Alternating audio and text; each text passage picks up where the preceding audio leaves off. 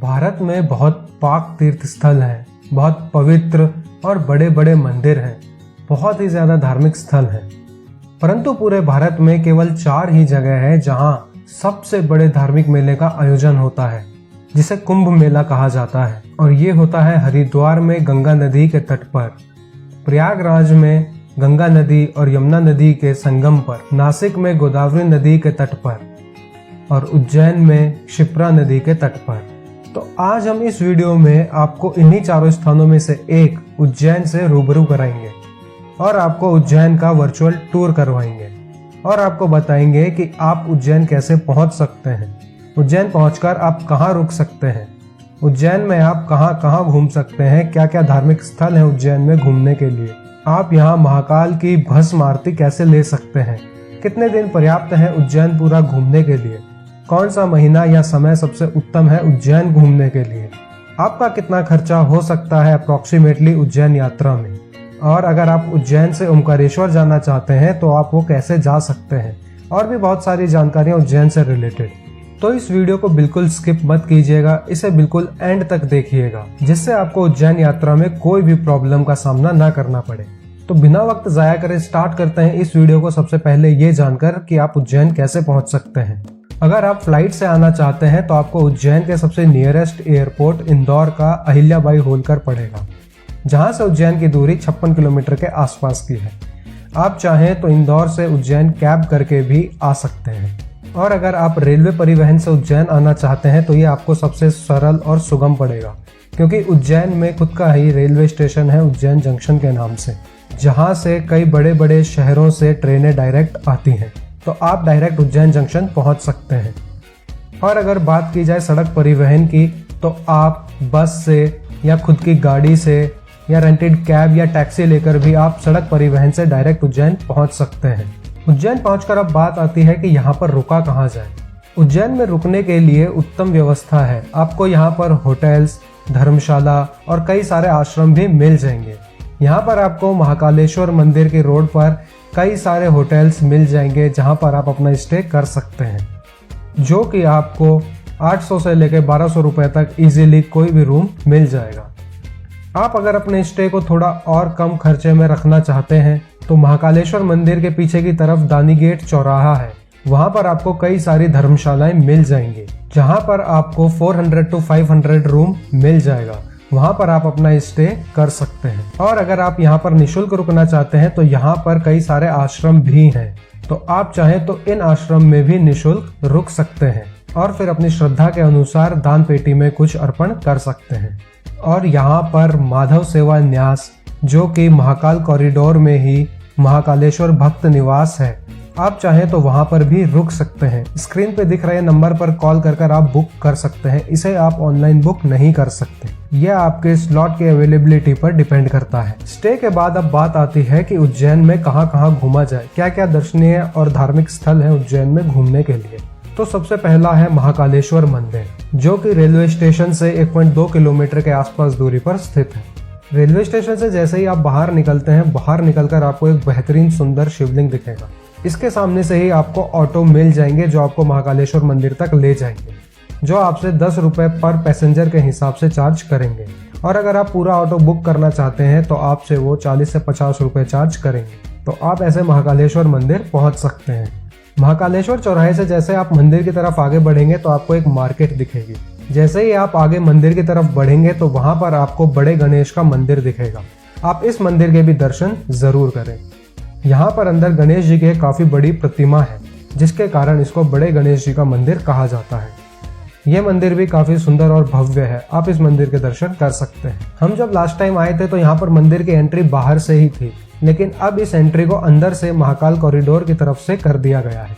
तो आप मंदिर की एंट्री के लिए अंदर जाइए, वहां पर अपने जूते चप्पल जूते स्टैंड में रखिए और वहां पर अपना मोबाइल और कैमरा और कोई भी इलेक्ट्रॉनिक गैजेट है तो आपको वहां पर लॉकर रूम की सर्विसेज है, वहां पर आप डिपॉजिट कीजिए और उसके बाद आप मंदिर के अंदर जा सकते हैं लाइन में लगकर। महाकालेश्वर मंदिर भारत के 12 ज्योतिर्लिंगों में से एक ज्योतिर्लिंग माना जाता है और यही एक इकलौता ज्योतिर्लिंग है जो स्वयंभू होने के साथ दक्षिण मुखी है। और जिसकी वजह से इसकी महत्वता और बढ़ जाती है। आप एक कॉरिडोर से होते हुए मंदिर के गर्भगृह तक पहुंचते हैं, जो कि एक भिन्न प्रकार के प्रकोष्ठ में निर्मित है। अब जैसे ही यहाँ गर्भगृह में पहुंचते हैं, यहाँ पर आपको साक्षात महाकाल के शिवलिंग के दर्शन होते हैं, जो कि काफी भव्य और सुंदर लगते हैं। महाकाल की शिवलिंग के श्रृंगार के दर्शन करना किसी उत्सव से कम नहीं है, बहुत बेहतरीन लगते हैं। फिर आप यहाँ पर महाकाल के दर्शन कीजिए और यहाँ मंदिर के गर्भगृह से बाहर निकल सकते हैं। ऐसे आप नॉर्मल दर्शन कर सकते हैं। वैसे यहाँ पर 250 रुपए का रजिस्ट्रेशन करवा के आप VIP दर्शन भी कर सकते हैं, जिसमें आपको इतनी लंबी लाइन में ना लग के थोड़ा आगे से आपको महाकाल के दर्शन कराए जाते हैं। और अगर आपको जलाभिषेक या महाकालेश्वर के शिवलिंग को स्पर्श करना है तो आप यहाँ पर 1500 रुपए का रजिस्ट्रेशन करवा के जलाभिषेक और महामृत्युंजय मंत्र का जाप कर सकते हैं। लेकिन इसके लिए विशेष ड्रेस कोड भी है। अगर आप पुरुष हैं तो आपके लिए धोती और स्त्रियों के लिए साड़ी का ड्रेस कोड रखा गया है। अगर आपके साथ बच्चे भी हैं तो उनको भी धोती और साड़ी पहनाने का विशेष अनुदान है। तो आप ऐसे भी महाकालेश्वर ज्योतिर्लिंग के VIP दर्शन कर सकते हैं। मंदिर के गर्भगृह से जब आप बाहर आएंगे, सामने आपको नागेश्वर मंदिर भी दिखेगा, आप इसके भी दर्शन कर सकते हैं। माना जाता है ये मंदिर एक साल में एक ही बार खुलता है, वो भी नाग पंचमी के दिन, और इसी वजह से नाग पंचमी के दिन यहाँ बहुत ज्यादा भीड़ होती है। यहाँ मंदिर परिसर में आपको कई सारे मंदिर और दिखेंगे, आप चाहें तो इनके भी दर्शन कर सकते हैं, जैसे द्वारकाधीश मंदिर, हनुमान मंदिर। आप इन मंदिरों में भी दर्शन अवश्य करें। यहीं पर बाहर आपको महाकालेश्वर में चढ़ा हुआ प्रसाद भी मिल जाएगा, आप चाहें तो इस प्रसाद को भी ले सकते हैं। मंदिर परिसर से जब आप बाहर की तरफ निकलेंगे तो यहाँ पर अन्न क्षेत्र का कूपन मिलता है, जिसकी टाइमिंग 11 बजे से 3 बजे तक की है।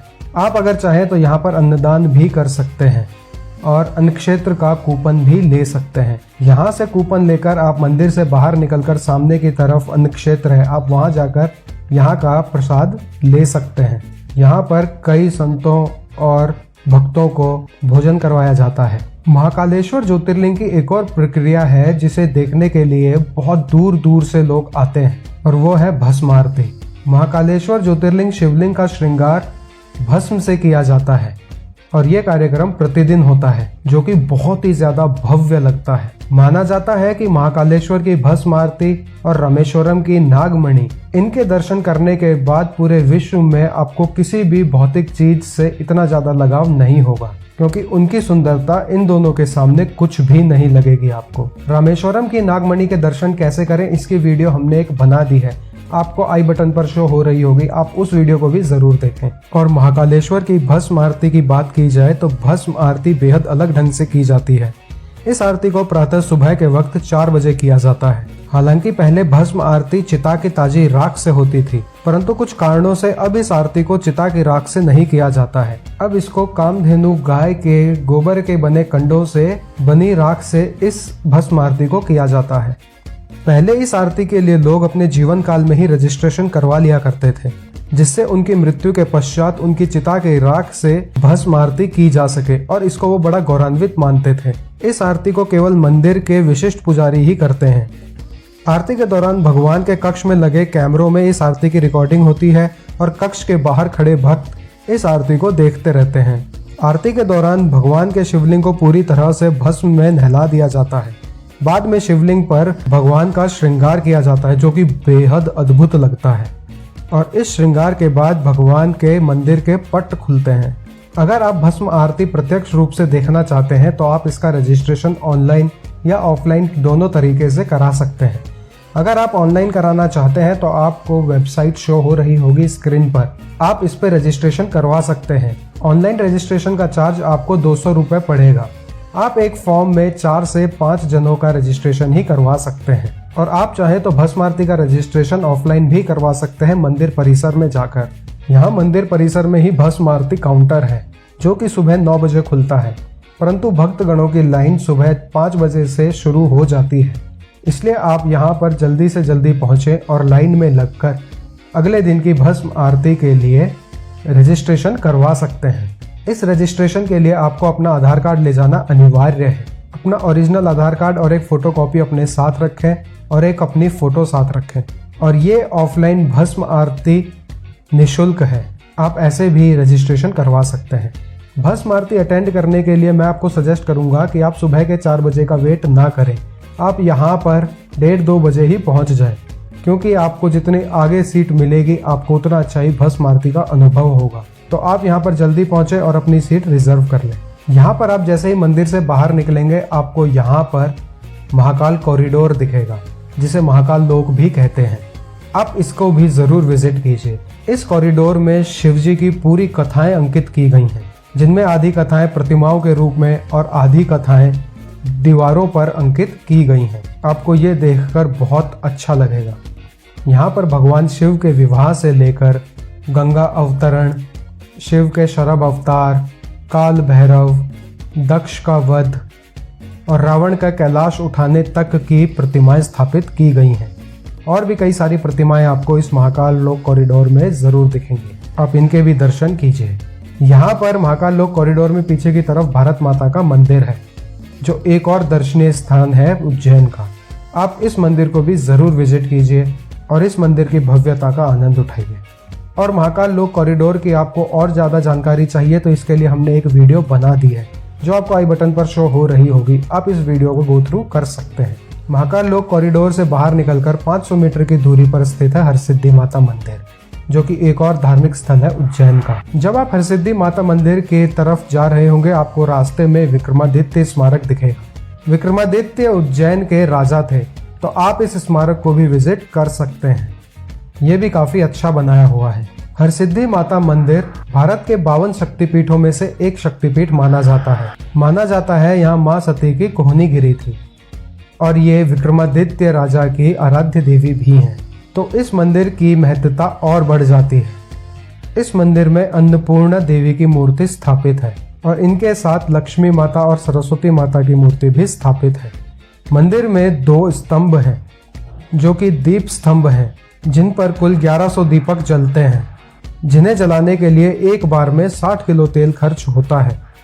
और ये नज़ारा बहुत ही अलौकिक होता है, जिसे देखने लोग दूर दूर से आते हैं। इस मंदिर की भव्यता नवरात्रों में और बढ़ जाती है। तो आप जब उज्जैन आए इस मंदिर को भी अवश्य विजिट करें। इसके बाद आप यहाँ पर उज्जैन में एक ऑटो कर सकते हैं, जो कि आपको उज्जैन के और सारे दर्शनीय स्थल दिखाएंगे, जो आपसे 400 से 500 रुपए चार्ज करेंगे। या फिर आप चाहें तो बाइक भी रेंट पर ले सकते हैं। आपको जैसा कन्वीनियंट पड़े आप वैसा कर सकते हैं। इसके बाद आप यहाँ से जा सकते हैं भरथरी की गुफा, जो कि महाकालेश्वर मंदिर से 3 किलोमीटर की दूरी पर स्थित है। भरथरी उज्जैन के राजा के साथ साथ एक संस्कृत के कवि भी थे, जिन्होंने अपनी पत्नी पिंगला की मृत्यु के बाद अपना राज्य अपने छोटे भाई विक्रमादित्य को सौंपकर अपने भतीजे गोपीचंद के साथ तपस्या करने चले गए थे। यहाँ पर गुफाएं 2 भाग में विभाजित है, एक दक्षिण की दिशा में, एक पश्चिम की दिशा में। गुफाएं काफी संकरी और काफी छोटी हैं, तो यहाँ पर आप देख कर चलें। यहाँ पर दक्षिण गुफा में एंड की तरफ आपको राजा भरथरी की प्रतिमा दिखेगी, आप उनके दर्शन कर सकते हैं। इस गुफा के दूसरे छोर पर एक और प्रतिमा स्थापित है, जो कि भरथरी के भतीजे गोपीचंद की गुफा है। आप उसको भी विजिट जरूर कीजिए। पश्चिम की तरफ की गुफा के एक छोर को बंद कर दिया गया है। माना जाता है कि ये गुफा सीधी काशी में खुलती थी, क्योंकि काशी के भी चुनारगढ़ में ऐसी भरथरी की गुफा है जिसको कि बंद किया हुआ है। तो आप इस गुफा के भी अवश्य दर्शन करें। इसके बाद आप यहाँ से जा सकते हैं गढ़कालिका मंदिर। गढ़कालिका मंदिर काली माता को समर्पित है। ये कालिदास की आराध्य देवी मानी जाती हैं। ये भी काफी सुंदर और भव्य मंदिर है। यहाँ पर भी माता की काफी बड़ी प्रतिमा स्थापित है। नवरात्रि में इस मंदिर की शोभा और बढ़ जाती है। आप जब उज्जैन आए तो इस मंदिर के भी जरूर दर्शन करें। इसके बाद आप यहाँ से 1.5 किलोमीटर दूर जा सकते हैं काल भैरव मंदिर, क्योंकि माना जाता है कि अगर आप काल भैरव मंदिर के दर्शन नहीं करते हैं तो आपकी महाकालेश्वर ज्योतिर्लिंग की यात्रा अधूरी रह जाती है। तो आप जब आएं तो यहाँ काल भैरव के भी दर्शन जरूर करें। यहाँ पर काल भैरव को शराब चढ़ाई जाती है और साइंटिस्ट भी आज तक ये पता लगा नहीं पाए हैं कि इतनी शराब कहाँ गई है, क्योंकि पीछे ना कोई गलियारा ना कोई नाली है जिसमें कि शराब बहती हुई दिखती है, और ना ही कोई ऐसा पत्थर बना है जो इतनी शराब को सोख सके। तो माना जाता है कि ये शराब का सेवन काल भैरव द्वारा स्वयं किया जाता है और वो उज्जैन की रक्षा करते हैं। तो ये श्री काल भैरव मंदिर आप जरूर विजिट करें। इसके बाद आप जा सकते हैं सिद्धवट मंदिर, जो कि काल भैरव से 1.3 किलोमीटर की दूरी पर स्थित है। सिद्धवट मंदिर अपनी पूजा कर्मकांड के लिए जाना जाता है उज्जैन में। आप चाहें तो यहाँ पर किसी भी प्रकार की पूजा करवा सकते हैं जिसका कि अलग अलग चार्ज होता है। और अगर आपको कोई गति या कोई दोष है तो आप यहाँ पर आकर पूजा करके इसका निवारण कर सकते हैं। अगर आप मॉन्यूमेंट्स एंड ऑल के शौकीन हैं या आपको काफी पसंद है मॉन्यूमेंट घूमना, तो आप यहाँ से 3.5 किलोमीटर की दूरी पर स्थित कालियादेह पैलेस जा सकते हैं और उसे भी एक्सप्लोर कर सकते हैं। काफी अच्छा फोर्ट और मॉन्यूमेंट है उज्जैन के अंदर कालियादेह पैलेस। अगर आपको कालियादेह पैलेस विजिट नहीं करना है तो आप सिद्धवट मंदिर से आप 1.1 किलोमीटर की दूरी पर जा सकते हैं मंगलनाथ मंदिर। इस जगह को मंगल का जन्मस्थान माना जाता है और माना जाता है कि जिसकी कुंडली में मंगल भारी रहता है वो यहाँ पर आकर पूजा पाठ अनुष्ठान करवाकर अपने मंगल दोष से मुक्त हो सकता है। तो इसलिए यहाँ पर भक्तों का विशेष तांता लगा रहता है और मंगलवार के दिन तो यहाँ पर बहुत ज्यादा भीड़ होती है और यहाँ पर मंडराते हुए तोतों को दाने देने की परंपरा है। माना जाता है कि पंछियों के रूप में मंगलनाथ स्वयं प्रसाद खाने आते हैं। यहाँ पर आप कई तरह की पूजा होते हुए देखेंगे जिनका कि चार्ज अलग अलग है। जैसे सिंपल पूजा का 501 रुपए के करीब, मंगल दोष है तो 2100 रुपए के करीब, और भी कोई कुंडली में दोष है तो 3100 रुपए के करीब, और भी कई सारे पूजाएं वैरी करती है 5000 से 11000 रुपए तक के बीच। यह मंदिर अपने में इकलौता ही मंदिर है तो आप इसको जरूर विजिट करें। फिर आप मंगलनाथ से 2.1 किलोमीटर दूर जा सकते हैं उज्जैन के एक और मस्ट विजिट प्लेस महर्षि संदीपनी आश्रम में, क्योंकि ये वही जगह है जहाँ पर भगवान श्री कृष्ण, बलराम और सुदामा ने अपनी शिक्षा ग्रहण की थी गुरु संदीपनी से। तो आप इस जगह को भी विजिट जरूर कीजिए। यहाँ पर एक म्यूजियम भी है जिसमें अलग अलग तरह की युद्ध कलाएं और श्री कृष्ण जी की विद्याएं अंकित की गई हैं। आप इसको भी विजिट कर सकते हैं। संदीपनी आश्रम विजिट करने के बाद आप यहाँ से 10 किलोमीटर दूर चिंतामन गणेश मंदिर भी जा सकते हैं, जो कि अगेन एक और भव्य मंदिर है उज्जैन का, जहाँ पर काफी बड़े गणेश जी की प्रतिमा स्थापित है। आप इस मंदिर के भी दर्शन जरूर करें। इन सब जगहों को घूमते हुए आपको शाम हो जाएगी और आप शाम को यहाँ पर रामघाट आ सकते हैं। रामघाट पहुंचकर आप यहाँ पर क्षिप्रा नदी की आरती जरूर देखें, जो कि आपको असीम शांति की प्राप्ति देगी। एक अलग तरह की आरती होती है क्षिप्रा नदी की रामघाट पर। इस आरती को आप बिल्कुल भी मिस ना करें। क्षिप्रा नदी की आरती के बाद आप रामघाट पर थोड़ी देर जरूर बैठें, आपको काफी अच्छा लगेगा और शांति का अनुभव होगा। उसके बाद आप अपने रूम पर जाकर आराम कर सकते हैं। और आप अगर नेक्स्ट डे उज्जैन से ओमकारेश्वर जाना चाहते हैं तो आप रेड बस या अभी बस पर बस बुक कर डायरेक्ट उज्जैन से ओमकारेश्वर जा सकते हैं, जिसका प्राइस आपको वन साइड का करीबन 250 रुपए के आसपास लगेगा। और अगर आप कैब से उज्जैन से ओमकारेश्वर जाना चाहते हैं तो आपको 3000 से 3200 तक की कैब मिलेगी, जो आपको अप एंड डाउन दोनों इंक्लूड करके उज्जैन से ओमकारेश्वर और ओमकारेश्वर से वापस उज्जैन ड्रॉप कर देंगे। और अगर आप चाहें तो रेंटेड बाइक लेकर भी आप उज्जैन से ओमकारेश्वर जा सकते हैं।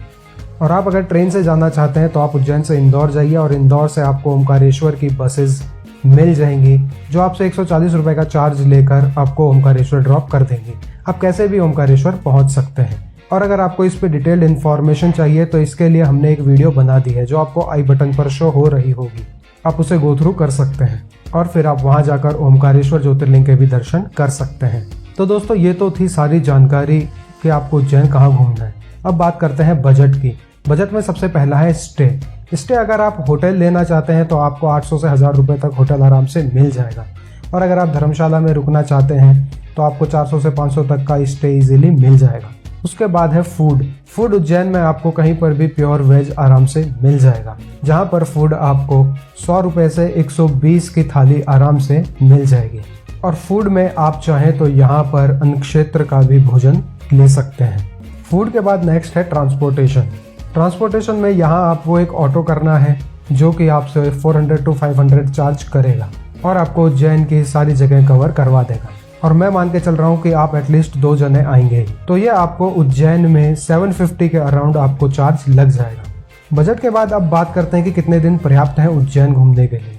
अगर आप उज्जैन ही घूमना चाहते हैं तो आपको लिए 1 दिन पर्याप्त है उज्जैन पूरा कवर करने के लिए। और अगर आप ओमकारेश्वर जाना चाहते हैं तो आपको नेक्स्ट डे पूरा ओमकारेश्वर लगेगा। इसके बाद बात करते हैं सबसे बेस्ट टाइम उज्जैन विजिट करने का। तो नवंबर मिड से लेकर के मार्च मिड तक सबसे बेस्ट टाइम माना जाता है उज्जैन विजिट करने का, क्योंकि उस टाइम मौसम काफ़ी अच्छा रहता है और इतनी ज़्यादा गर्मी नहीं होती है, इसलिए आपको काफ़ी अच्छा लगेगा उज्जैन विजिट करके। तो दोस्तों आशा करता हूँ आपको आज की ये वीडियो पसंद आई होगी। अगर पसंद आई तो इसे लाइक कीजिए और शेयर कीजिए उनके साथ जो उज्जैन आने का प्लान कर रहे हैं। और अगर हमने कोई भी डिटेल देनी मिस कर दी है तो आप हमसे कमेंट में ज़रूर पूछिए, हम आपको एडिक्वेट रिप्लाई ज़रूर करेंगे। तो इस वीडियो को एंड तक देखने के लिए बहुत बहुत शुक्रिया। अब मेरे साथ एक बार कमेंट में लिख दीजिए, हर हर महादेव।